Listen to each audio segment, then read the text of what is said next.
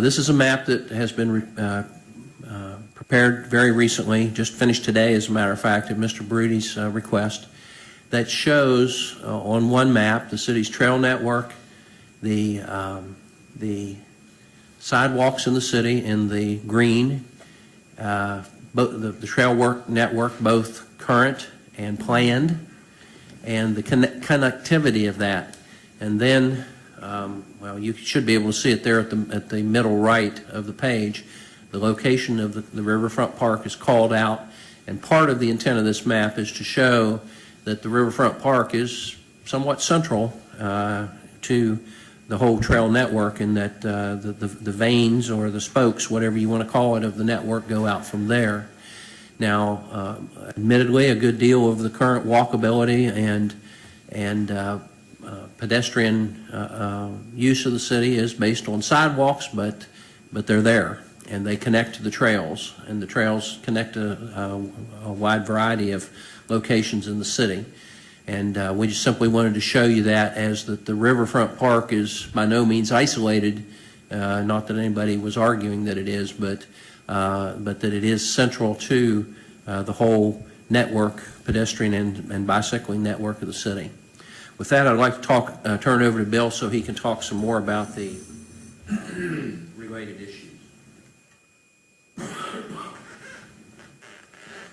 Thanks, Doug. Certainly don't want to distract you from the main topic at hand, but we did want to talk about these related issues because we believe that they frame the picture of a great new destination for visitors and residents in downtown Fredericksburg. One topic that I'll touch on briefly on the parking.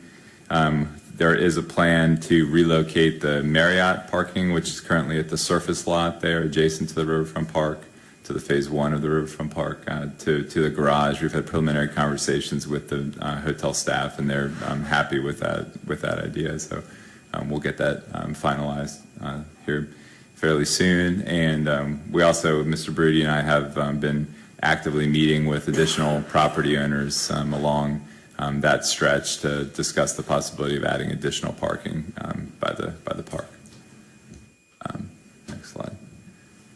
The main item that I'll be talking about before turning it over to Doug is the possibility of relocating the Department of Economic Development and Tourism and the Visitor Center to the Executive Plaza. In your recently adopted Economic Development Strategic Plan, one of the goals and objectives is to relocate EDT to a more corporate setting, more professional setting, and we believe that the Executive Plaza can accomplish that.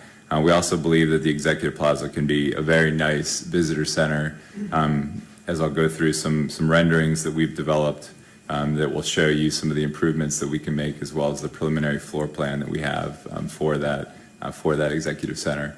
It's very close to the existing visitor center, just about 400 feet.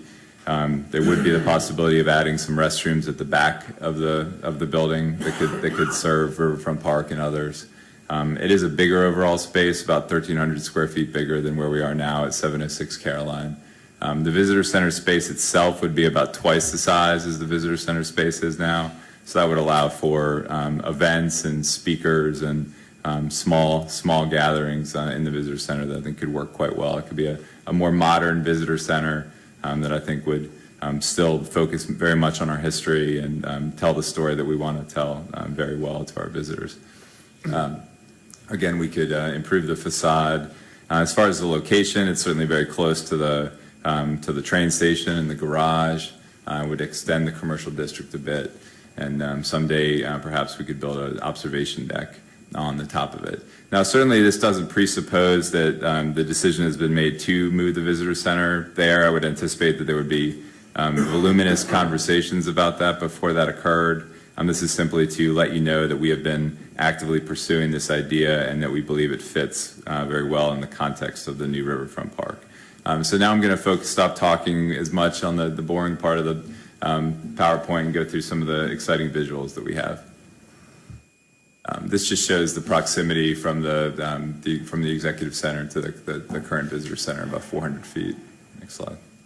And this shows the pathway that you could take to the bathrooms that could be added to the back of the Executive Plaza. The plumbing is already there. you can see that line about 300 feet from the Riverfront Park to the restrooms, which would be in the alleyway between the Executive Plaza and the garage.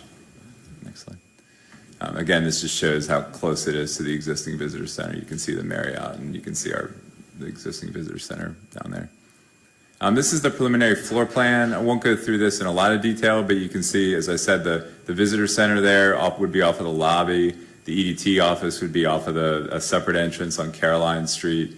You can see the bank of offices there on the left for our staff. The auditorium would be significantly larger than what we have now, again, allowing for events. The restroom facilities would be improved. They would be inside instead of outside. You can see the exterior facing restroom at the back of the building.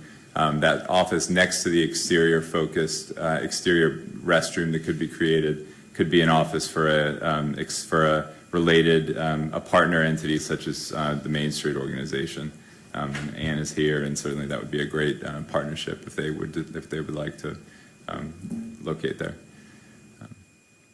I'll give one more plug to Main Street. They have a great, the Virginia Main Street program has this great program that if you're working on downtown facades, Fraser Associates out of Stanton, which the city's worked with on many occasions, the Main Street program pays for Fraser Associates to do renderings of the building, and they've done that for us, and the next 12 or so pictures will show you their concept that we worked with them on for what the Executive Plaza could look like as a new visitor center. So Ann, thank you and for your help with that. So we can just go through, as you can see, the trolley and the horse and carriage would fit comfortably in front of it. We could put colorful umbrellas on tables, improve the landscaping, improve signage, put up a canopy, put up railings on the brick walls, and you can see the windows could be more transparent in the visitor center part, so you can see inside. You can just flip through these kind of quickly. Again, just another view there. You can see the trolley.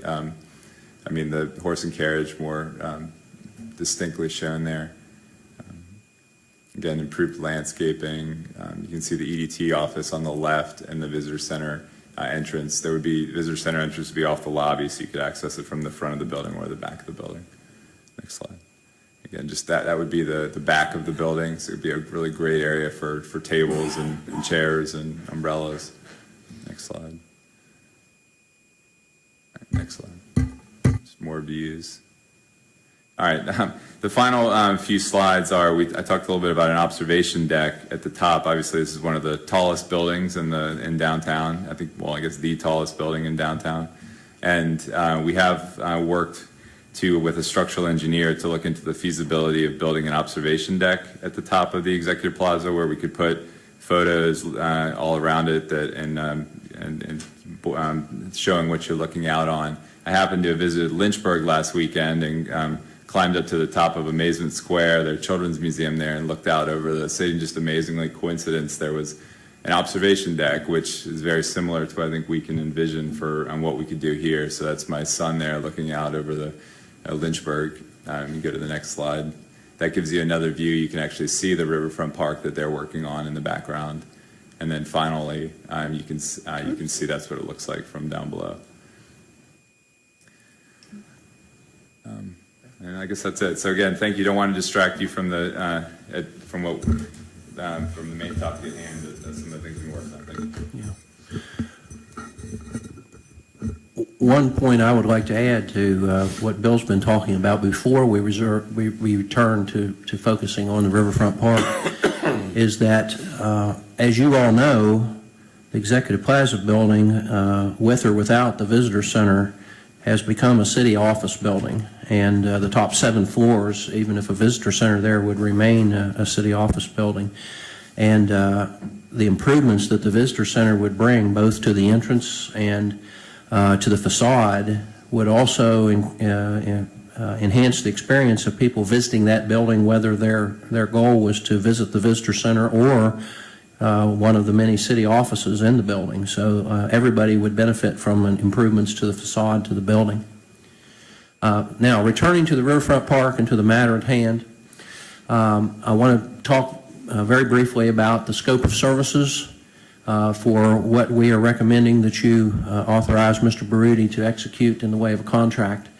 This would be for the provision of design documents and construction documents at the 50%, 90%, and final level.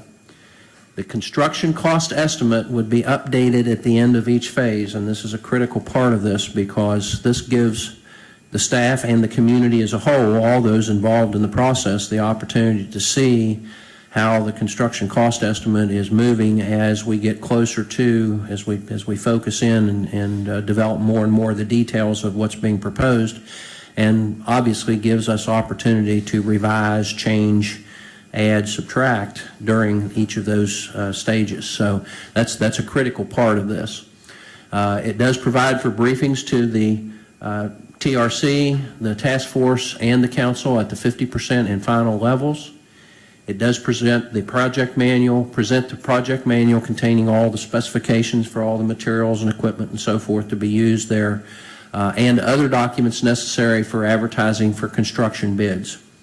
It also, and the reason it's called out separately there, and I've already alluded to it, provides technical and professional assistance to the environmental permitting process, which will be significant for this project. Next slide, please. The project, as currently envisioned, is divided into two areas or phases.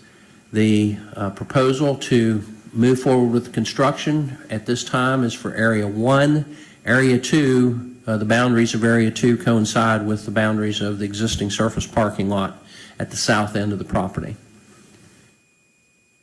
Next slide, please. The current project footprint, as I said just now, is we anticipate the construction of Area 1 only under the schedule previously shown. And as I'm sure you all are aware, the current plan does not currently include relocating the overhead power lines and other utility lines along the Sophia Street frontage of the park to underground, and it does not currently include construction of restrooms in Area 1. I want to emphasize on those second and third bullets that the plans do not currently include those features. That does not mean that a final decision has been made or can be made at this stage of the process regarding those two features. I've been around here a while. I'd like to think that one of those reasons is I have not overpromised and underperformed very often, and I'm not going to overpromise you here, but I'm also going to say that the updating of the construction cost estimate at the three levels moving forward, the work that your staff is going to be doing on a regular basis with the consultants and directing and revising and looking for savings and value engineering this project may create some opportunity for inclusion of one or the other of those. I'm not going to even go to saying both, but one or the other perhaps of the undergrounding of utilities or on-site restrooms. Next, please. Staff's recommendation to City Council tonight is that you authorize the city manager to execute a contract with Roadside and Harwell in the amount shown, $563,135, for design services necessary through award of the construction contract. Although we have received proposals for both scope of services and cost from the consultant for construction phase services, we are not recommending awarding that phase services now. We simply don't believe we have a good handle on what level of services we're going to need. We've already concluded we're probably going to need a lower level of service than what the consultant has proposed, simply because our standard horizontal construction contract approach with our utilities and so forth is we actually use the designers quite modestly during the construction phase. We don't use them to approve monthly progress payments. We have the abilities to do that ourselves, and so we want to wait till we get much closer to the construction phase to negotiate those services with the consultant. We're asking that you also authorize the city manager to increase the amount of the contract by as much as 10% if necessary during the current phases of the contract. If we do determine there's opportunities to add back in the utilities or the bathrooms or other features that are not currently included, that will require obtaining some additional services from the consultant, and we are asking for the flexibility for Mr. Baruti to do that as he deems to be necessary. We'll obviously keep you all very well in the loop on that.